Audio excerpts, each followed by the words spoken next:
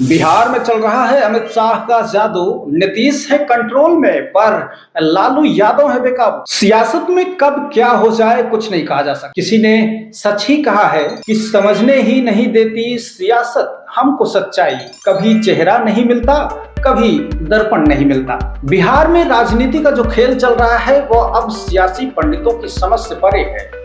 और एनडीए में शामिल होने के बाद पलटू चाचा के नाम से मशहूर नीतीश कुमार भले ही भाजपा नेतृत्व के कंट्रोल में हों, लेकिन लालू एंड फैमिली अब भी बेकाबू दिखाई दे रही है। झूठा हुआ कि लालू को कमजोर करो, लालू को कमजोर करो। लालू को जब भैंस नहीं कमजोर कर सका तो कौन होता है कमजोर? ये तो रही एक बात। अब दूसरी बात यह है कि भाजपा के चाणक्य कहे जाने वाले अमित शाह बिहार में एक नई पैंतरेबाजी खेलने जा रहे हैं। इसका साइड इफेक्ट कांग्रेस वाले स्वयंभू कट्टर देशभक्त कन्हैया कुमार से लेकर बिहार के कई दिग्गज विपक्षी नेताओं पर दिख रहा है। आज की चर्चा होगी इसी मुद्दे पर, लेकिन हुजूर अपने अंगूठों को थोड़ा कष्ट दीजिए।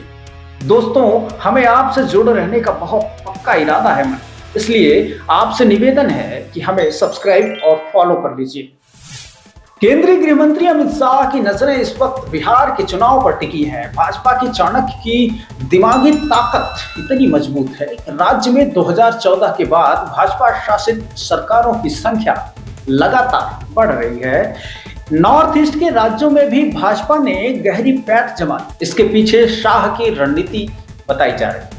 2015 में बिहार एनडीए के हाथ से निकला तो अमित शाह ने 2 साल के बाद ही नीतीश कुमार को पटा महागठबंधन सरकार का पटाक्षेप कर अमित शाह ने इस साल होने वाले विधानसभा चुनाव के लिए बिहार में डेरा डालने की बात कही। चुनावी साल में उनका 2 दिवसीय बिहार दौरा होने वाला है। अलग अलग बैठकों और मुलाकातों में भाजपा के साथ साथ उन्होंने एनडीए में शामिल पार्टियों के नेताओं को भी जीत का मंत्र दिया है। चुनाव के नेतृत्व पर भी उन्होंने साफ कह दिया है। नीतीश कुमार के नाम पर उन्होंने मुहर लगाई और जेडीयू को भी राहत मिल गई है। एनडीए को उन्होंने इस बार 243 में से 225 सीटें जीतने का लक्ष्य दिया है। लेकिन सबसे बड़ा सवाल कि अगर बिहार की धरती पर छिड़ा चुनावी महासंग्राम आखिर इतना दिलचस्प क्यों होता जा रहा है कि हर कोई इस चुनाव को लेकर बेहद संजीदा नजर आ रहा है? जी हाँ, इसका जवाब है कि बिहार में अब कुछ ऐसा होने जा रहा है जिसे भांप पाने में नीतीश कुमार से लेकर उनके पुराने भतीजे तेजस्वी यादव तक को पसीना आ रहा है। बात इस पर करें इससे पहले जान लेते हैं कि अमित शाह ने यूपी में क्या कुछ करिश्मा किया था। अमित शाह की कुशल चुनावी रणनीति पहली बार उत्तर प्रदेश में दिखी थी। वर्ष 2015 में भाजपा ने नरेंद्र मोदी को पीएम फेस बनाने का फैसला किया तो उनके आग्रह पर तत्कालीन पार्टी प्रमुख राजनाथ सिंह ने अमित शाह को उत्तर प्रदेश का प्रभारी महासचिव बनाया। अमित शाह ने बूथ स्तर पर संगठन को मजबूत किया। नतीजा 2014 के लोकसभा चुनाव में सामने आया। उत्तर प्रदेश के 80 संसदीय सीटों में भाजपा ने 71 पर जीत दर्ज की। भाजपा की यही बेमिसाल जीत 2017 की यूपी विधानसभा चुनाव में आधार बनी। समाजवादी पार्टी के हाथ से यूपी की कमान निकल गई।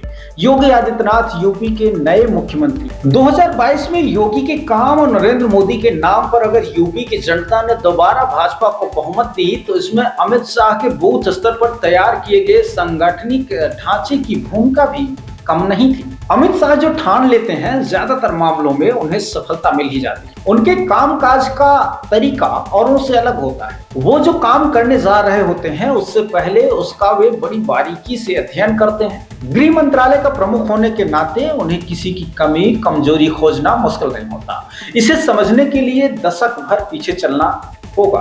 गुजरात में राज्यसभा सीटों के लिए चुनाव होने थे। सोनिया गांधी के राजनीतिक सलाहकार अहमद पटेल तब कांग्रेस कोटे से प्रत्याशी थे।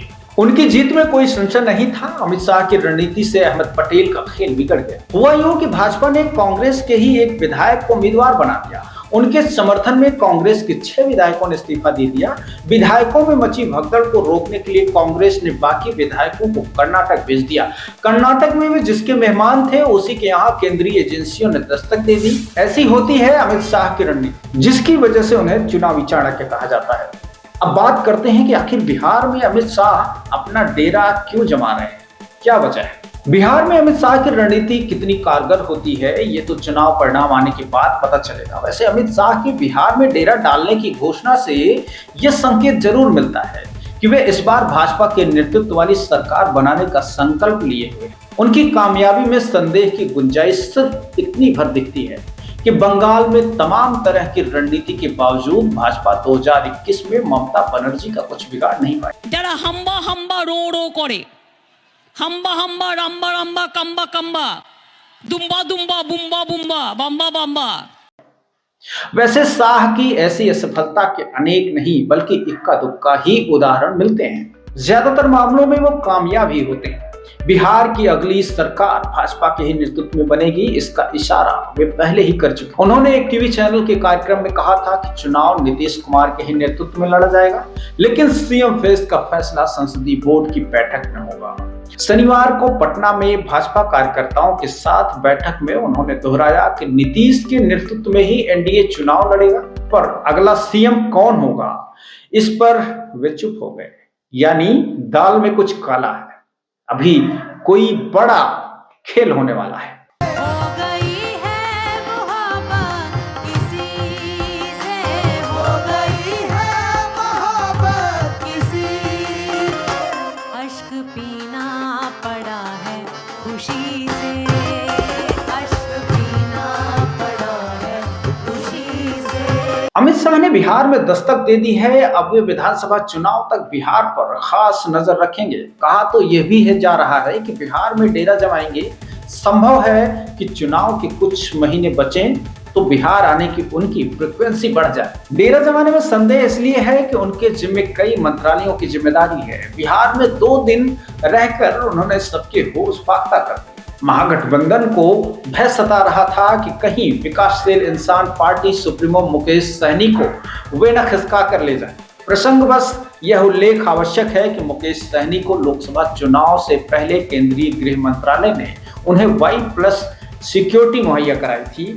तब भी यह चर्चा थी कि सहनी एनडीए में वापसी कर सकते। इस पर भाजपा नेताओं या एनडीए के साथियों से कोई चर्चा की इस बारे में जानकारी तो बाहर नहीं आई, पर अभी निश्चिंत नहीं हुआ जा सकता। सहनी अभी महागठबंधन में आरजेडी के भरोसेमंद साथी। जेडीयू नेताओं को भय था कि कहीं नीतीश कुमार की सेहत को लेकर कोई अपनी फैसला न सुना दे। हालांकि शाह ने अब सबको निश्चिंत, चुनाव तक कोई खतरा नहीं है। नीतीश कुमार के नेतृत्व में चुनाव लड़ा जाएगा, लेकिन सीएम का फैसला संसदीय बोर्ड करेगा। अमित शाह अगर बिहार पर नजर रख रहे हैं तो 3 बातें।